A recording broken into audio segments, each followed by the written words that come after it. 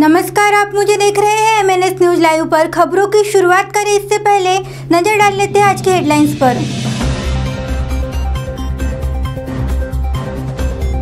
उद्धव ठाकरे ने की लोगों से अपील, घरों में ही मनाएं अंबेडकर जयंती। अघाड़ी सरकार में विदर्भ से केवल 5 मंत्री। बंगाल के तीसरे चरण के मतदान में हिंसा। आइए देखते हैं अब खबरें विस्तार से। उद्धव ठाकरे ने की लोगों से अपील, घरों में रहकर ही मनाएं अंबेडकर जयंती।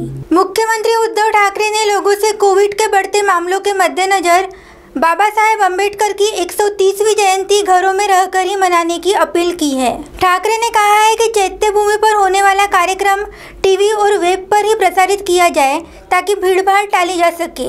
मुख्यमंत्री ने समीक्षा बैठक में कहा कि लोगों को बाबा साहेब अम्बेडकर और उनके आदर्शों का सम्मान करना चाहिए और अनुशासित जीवन व्यतीत करना चाहिए। तो वहीं दूसरी ओर अघाड़ी सरकार में विदर्भ से केवल 5 मंत्री।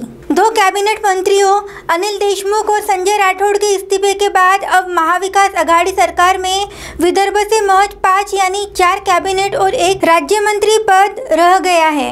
उद्धव ठाकरे सरकार में पश्चिम विदर्भ यानी कि अमरावती संभाग के पास 2 और पूर्व विदर्भ यानी नागपुर संभाग के 3 मंत्री पद है।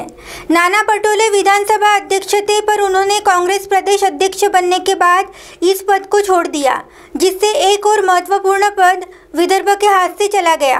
अनिल देशमुख का गृह मंत्रालय दिलीप वलसे पाटिल के पास चला गया है। उनसे उत्पादन शुल्क मंत्रालय लेकर वित्त मंत्री अजित पवार को, जबकि श्रम मंत्रालय हसन मुशर्रफ को दिया गया है।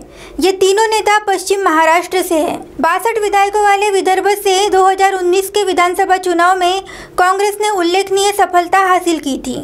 तो वही तीसरी ओर बंगाल के तीसरे चरण के मतदान में हिंसा। पश्चिम बंगाल विधानसभा चुनाव में हिंसा लगातार बढ़ रही है। तीसरे चरण के लिए 3 जिलों की 31 सीटों पर हुई वोटिंग के दौरान बीरभूम जिले के दुबराजपुर इलाके में भाजपा के बूथ उपाध्यक्ष पतिहार का कत्ल कर दिया गया। वहीं हुगली जिले के गोघाट इलाके में भाजपा कार्यकर्ता की मां की हत्या कर दी गई। भाजपा ने आरोप लगाते हुए कहा कि टीएमसी के गुंडों ने दोनों की हत्या की है।